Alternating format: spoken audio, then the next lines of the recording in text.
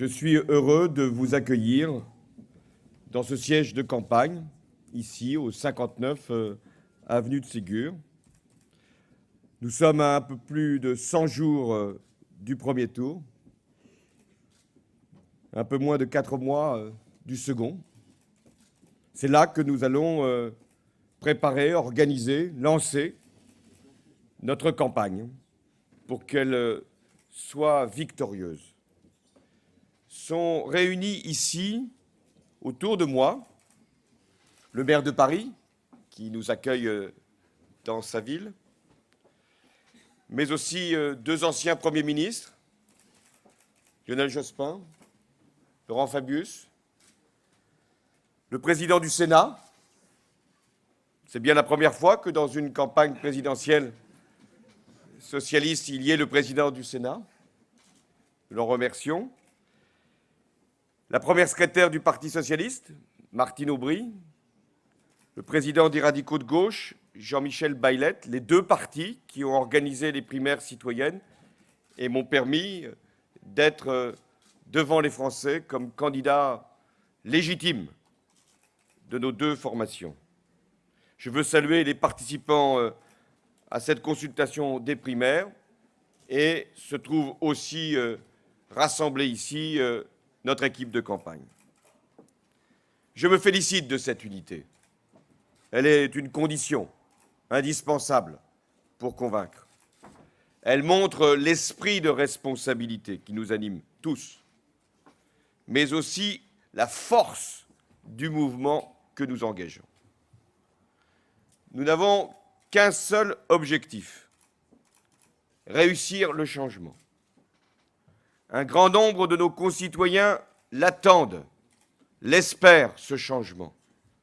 D'autres, je le sais, sont tentés par la résignation, par la colère, par le doute. Et je dois répondre aux uns et convaincre les autres. Cette campagne s'effectue dans un contexte particulièrement difficile pour la France et pour l'Europe. La crise de la zone euro n'est pas terminée. La Grèce est encore au bord de la rupture. Les écarts de taux d'intérêt entre les différentes têtes souveraines de la zone euro sont considérables, traduisant, là encore, l'inquiétude. Et la croissance se ralentit partout. En France, hélas, tout se conjugue. Nous sommes entrés en récession, le chômage atteint un niveau record depuis 12 ans, la désindustrialisation se poursuit, le déficit extérieur est considérable, 75 milliards d'euros, et notre endettement nous rend vulnérables. Sans parler de ce que vivent nos concitoyens, violence qui progresse, l'insécurité continue, une forme de défiance à l'égard des pouvoirs. Je dresse ici l'état d'une situation, l'échec d'une politique et les résultats d'un quinquennat fait de chômage, d'injustice et de dette. Et déjà, j'entends la droite, ses porte-paroles nombreux, nous faire le procès de notre sévérité. Ce serait tellement commode d'occulter les bilans, d'effacer les promesses, celles qui ont été faites en 2007, et d'éviter le jugement des Français sur les choix. Bref, de s'en remettre à la crise, à la fois pour faire oublier les responsabilités présentes et pour justifier un nouveau mandat. L'enjeu de cette campagne, c'est la France. Et je veux dire la confiance que je porte à notre grand pays. Il a su surmonter des épreuves bien plus difficiles dans son histoire. Il dispose d'atouts, de ressources considérables. Sa jeunesse, sa vitalité, ses créations, ses productions, mais aussi ses chercheurs, sa science, Tout cela doit nous convaincre que nous avons devant nous un avenir. Nous avons aussi un modèle social qui doit être réformé, mais qui reste le contrat qui unit les Français et leurs représentants. Nous avons aussi des valeurs républicaines solides qui nous permettent de vivre ensemble. Et nous avons une culture qui fait que la France est regardée comme aucun autre pays dans le monde. Notre pays est capable de se mobiliser sur de grandes causes. Il l'a montré pour reconstruire son économie au lendemain de la guerre, pour accomplir de grandes conquêtes sociales, pour faire les mutations indispensables, pour, après 1981, faire aussi des choix de liberté et faire l'Europe. Ce que nous avons été capables de mener dans le passé avec des responsables qui ont été des éclaireurs de l'avenir, nous devons le faire pour le prochain quinquennat. Redonner confiance à la France, dans ses forces, dans son avenir, dans sa jeunesse, et mais permettez-moi de le dire, confiance aussi dans ses dirigeants. Je présenterai la plateforme présidentielle à la fin du mois de janvier. Elle s'inspirera largement du projet du Parti socialiste, enrichi par le débat des primaires et par le travail de notre équipe. Elle prendra en compte les circonstances, elles sont là. Elle intégrera la durée, celle d'un quinquennat. Elle présentera une cohérence en matière de financement. Nous travaillons aussi sur les premières mesures à prendre au lendemain de notre victoire. Et Laurent Fabius a fait un travail qui nous est utile et qui se prolongera tout au long des prochaines semaines. Nous devons être prêts déjà avec des textes qu'il conviendra, si les Français nous donnent le mandat que nous sollicitons, qui nous permettra d'agir immédiatement. Nous n'aurons pas de temps à perdre. Et sur le plan international, des échéances nous attendent. Et sur le plan européen, la crise de la zone euro aura forcément à attendre de nous d'être maîtrisée de manière plus efficace. Et puis, les urgences sont aussi sociales, humaines, financières. Nous agirons, et nous agirons vite. Une campagne, c'est aussi et surtout une confrontation de projets. Cette confrontation est nécessaire à la démocratie, sauf à installer l'idée que droite et gauche se confondraient à quelques nuances près, ce qui est faux, sauf à croire dans la chimère d'une union nationale, dont on ne sait d'ailleurs quelle serait la cohérence, mais dont on voit aussi quels seraient les effets au bénéfice des extrêmes. Et donc, je placerai le débat sur les sujets essentiels dans les jours qui viennent, sur ce qui nous différencie les uns les autres dans le débat démocratique. D'abord, le soutien de la croissance. Je suis pour un retour à l'équilibre des comptes publics à la fin du prochain quinquennat. Mais je ne ferai rien qui puisse affaiblir les conditions de la croissance. Ce qui suppose effectivement que s'il y a un accord européen qui se conclut dans les prochains jours, il soit revu pour que nous puissions y ajouter les mesures indispensables au soutien de l'activité au plan européen et avoir une coordination des politiques économiques et le lancement de grands projets. L'Europe, ce n'est pas simplement une discipline. L'Europe, c'est une vision de l'avenir. J'assumerai ce débat. La croissance, c'est aussi un pacte productif. Ce n'est pas simplement de venir en soutien d'une entreprise qui est en difficulté, sans d'ailleurs lui apporter toujours la réponse attendue. Un pacte productif, c'est d'avoir des choix stratégiques, un outil pour les mener, la banque publique d'investissement. Je ferai débat là-dessus. Il y a aussi une controverse sur la maîtrise de la finance. Ce n'est pas simplement en instaurant une taxe sur les transactions financières. Je suis heureux de voir que les esprits évoluent. Et si nous voulons gagner d'ailleurs du temps, je peux donner ce conseil à celui qui a encore, pour quelques mois, la responsabilité du pays et au Parlement. Il suffit de faire application d'un texte qui avait été déjà voté sous la législature de la gauche avec Lionel Jospin.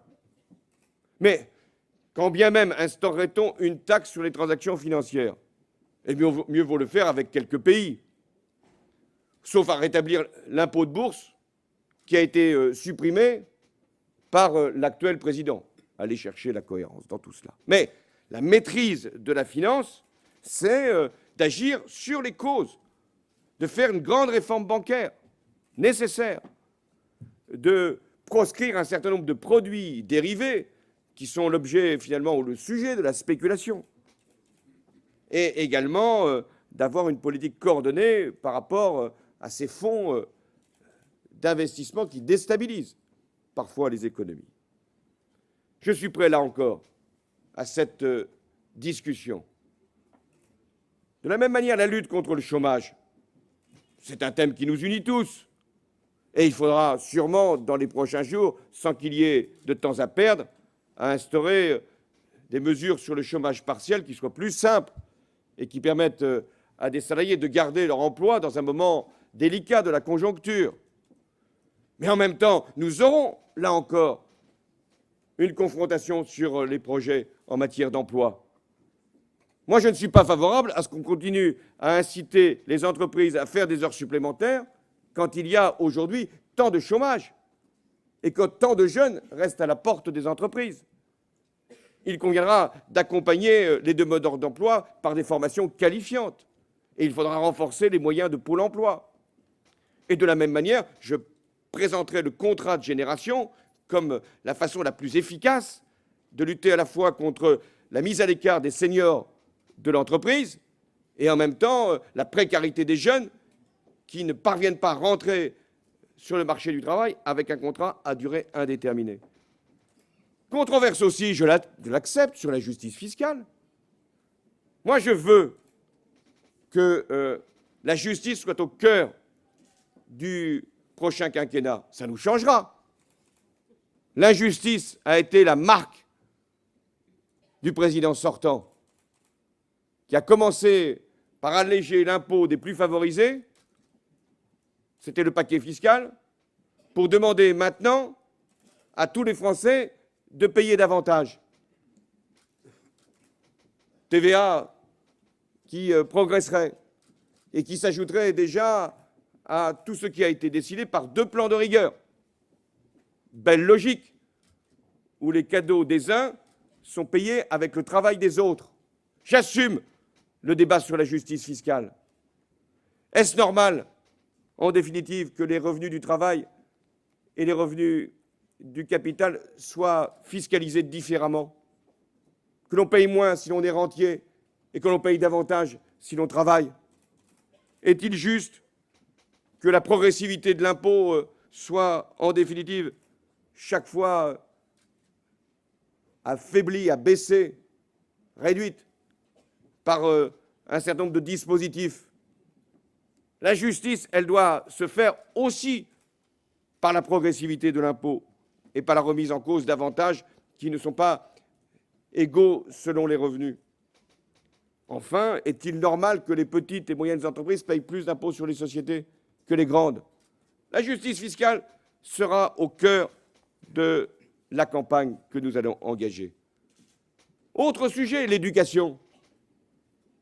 Face à une majorité qui a supprimé 70 000 postes, sans d'ailleurs augmenter les traitements des enseignants, sauf pour les plus jeunes. Nous ferons des propositions pour donner priorité à l'école de la République, pour que le primaire puisse être vraiment le passage qui permet aux élèves d'être sécurisés dans leur parcours pour la suite. Et nous aurons effectivement à passer un contrat avec les enseignants et les personnels de l'école, tout en apportant les moyens indispensables, d'où ma proposition de créer 12 000 postes par an pour l'éducation nationale. Et l'on me dit que ça coûte cher. Au moment où je m'exprime, à l'Assemblée nationale et bientôt au Sénat, va se discuter un projet de loi sur les créations de places de prison.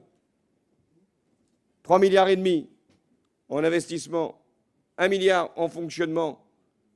J'entendais le garde des Sceaux nous dire qu'en définitive, ça ne vaudrait que pour 2015-2017. C'est dire si eux-mêmes se rendent compte que leurs promesses sont déjà contestables au plan financier. J'assumerai aussi le débat sur la protection sociale, parce qu'il n'est pas juste que ceux qui ont travaillé 41 ans, 42 ans, 43 ans ne puissent pas partir à la retraite à 60 ans. J'assumerai le débat sur la santé, car il n'est pas acceptable dans un pays comme le nôtre que certains de nos compatriotes soient privés de soins, y renoncent, et notamment les plus jeunes. Je voudrais aussi que le débat sur la transition énergétique, sans craindre les caricatures, elles sont si nombreuses, soit pleinement assumé par les uns et par les autres. Le tout nucléaire, nous en voyons les limites, avec des investissements qu'il faudrait faire et qui coûteraient cher. En revanche, je n'ai jamais été favorable à la sortie du nucléaire. Donc j'ai proposé une stratégie réaliste, équilibrée, qui reste finalement celle que les Français veulent pour leur pays, l'indépendance et en même temps la diversification. Nous passerons dans la production d'électricité de 75% de sources nucléaires à 50%, ce qui fera monter les énergies renouvelables d'ici 2025-2030. Voilà le grand enjeu aussi, préparer l'avenir. Nous assumerons les débats en matière de logement, parce qu'il faudra bien libérer du foncier, il faudra aller le chercher.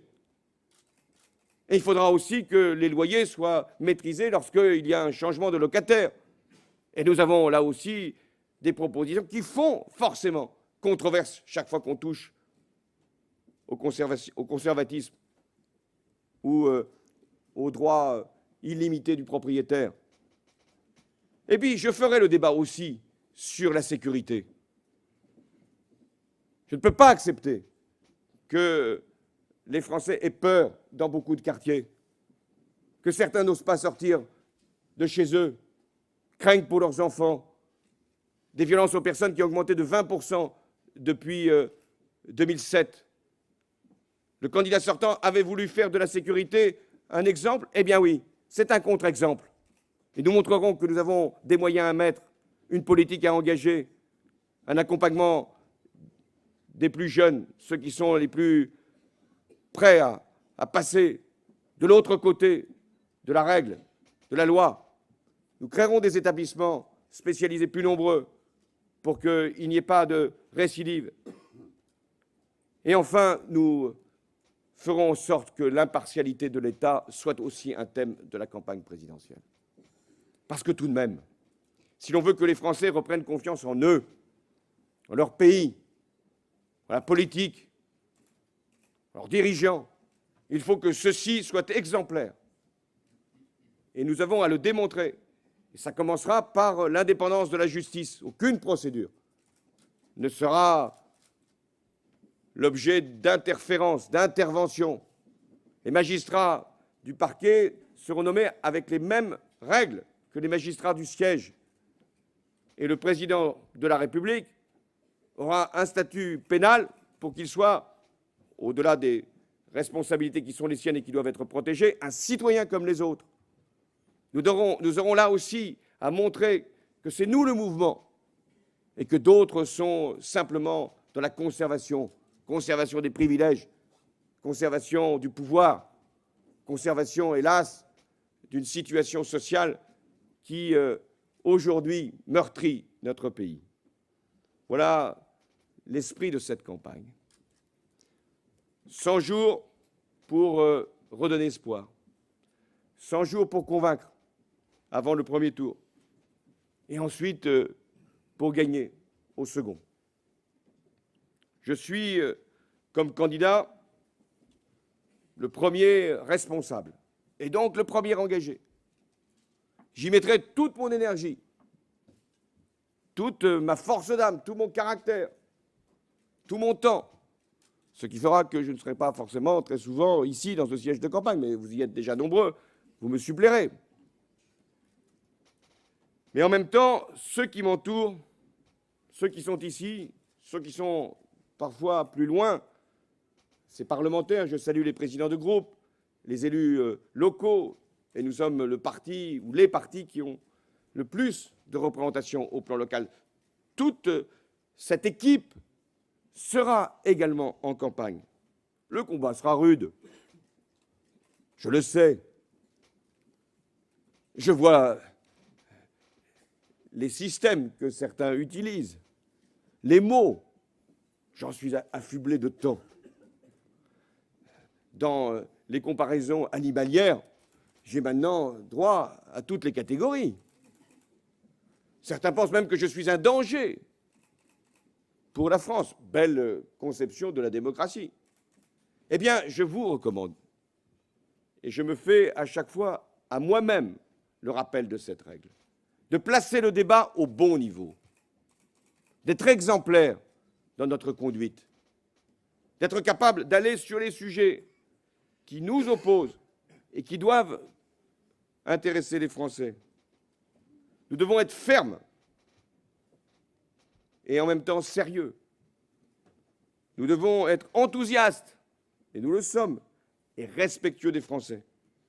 Parce que ce qui compte, ce n'est pas notre succès, il est nécessaire, c'est la victoire de la France. C'est que notre pays, notre grand pays, puisse se dire, là arrive une échéance, celle du mois d'avril 22, puis ensuite le 6 mai, que cette échéance n'intéresse pas les candidats, les partis. Cette échéance intéresse chacun et chacune d'entre nous. J'ai voulu que la jeunesse soit au cœur de ma campagne, non pas pour m'adresser à elle spécifiquement. Je refuse justement cette fragmentation de la société.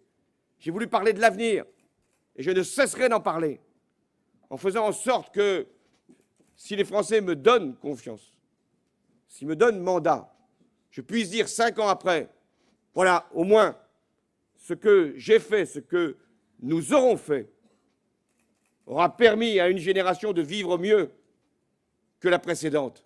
Ça sera notre fierté. Eh bien, voilà pourquoi, dans ce siège de campagne, trop petit déjà, nous avons un grand projet, une grande idée pour notre pays et une grande ambition pour faire que notre succès soit la victoire de tous. Merci.